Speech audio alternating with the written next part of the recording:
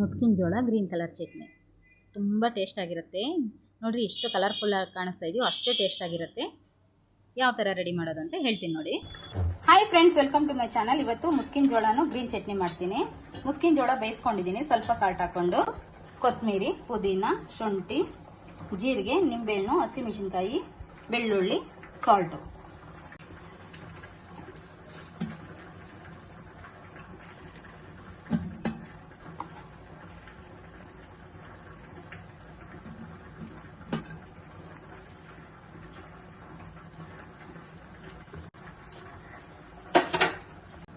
Grind ಮಾಡೋಣ.